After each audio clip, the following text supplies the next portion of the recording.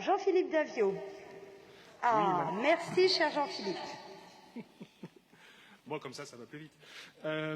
Madame la maire, chers collègues, cette délibération qui présente le rapport annuel d'activité des dispositifs Paris Commerce nous donne l'occasion de rappeler l'action de la Ville de Paris en faveur du commerce et de l'artisanat.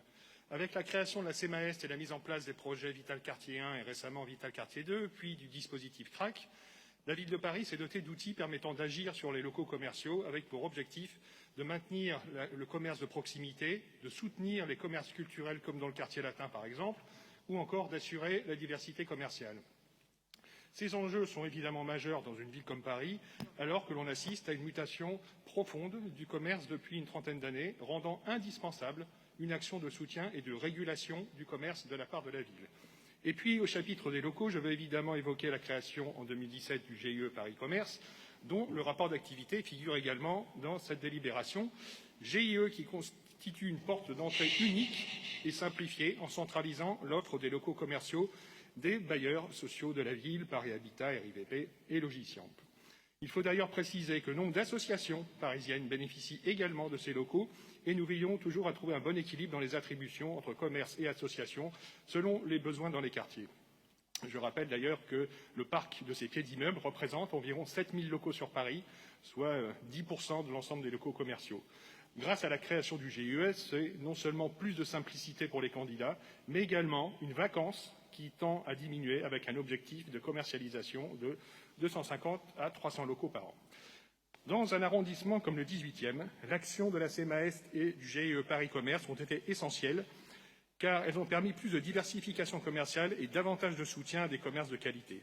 Ce sont des instruments indispensables. De l'époque, toujours à la pointe du progrès, s'est évidemment empressé de déférer ce texte devant le Conseil constitutionnel, effrayé sans doute par les obligations en matière de logement social, et cette disposition a été censurée.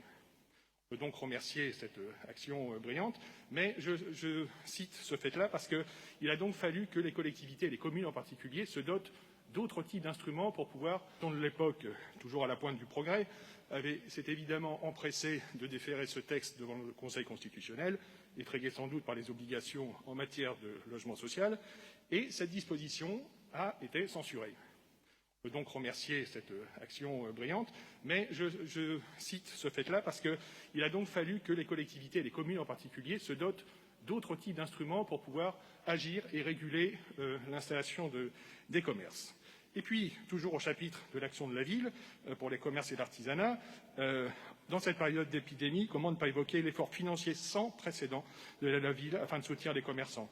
Je rappelle la mise en place des terrasses éphémères au prix, c'est important, de procédures administratives ultra simplifiées, dès le lendemain du premier déconfinement et jusqu'au 30 juin prochain. En fin d'année 2020, il a été proposé aux commerces de pouvoir déployer des terrasses de Noël afin de se rendre plus attractifs et plus sûrs en exerçant pour partie en extérieur. Je rappelle également les mois de dispense de redevances pour les commerçants des marchés, les terrasses de café et restaurants et tous ceux qui exercent leur activité commerciale sur l'espace public. Je rappelle aussi les remises de loyers de la part des bailleurs de la ville qui ont permis à de très nombreux commerces de tenir alors même qu'ils ne pouvaient fonctionner ou que très partiellement. Et puis, nous l'avons vu, nous l'avons voté récemment, c'est aussi une enveloppe supplémentaire de 200 000 € pour aider les associations de commerçants à financer les illuminations de Noël, j'en parlais ce matin. Enfin, c'est encore l'appel à projet Relancer mon entreprise autrement avec 2,5 millions d'euros de subventions dont 117 commerces et entreprises vont bénéficier. Ainsi, voilà, je crois qu'à l'occasion de cette délibération, il était utile de rappeler l'action de fond de la ville en faveur du commerce et de l'artisanat, que ce soit par le travail qui est fait par la CMAEST et le GIE sur les locaux, ou l'action extrêmement réactive et massive qui s'est déployée depuis le début de la pandémie. Je vous remercie.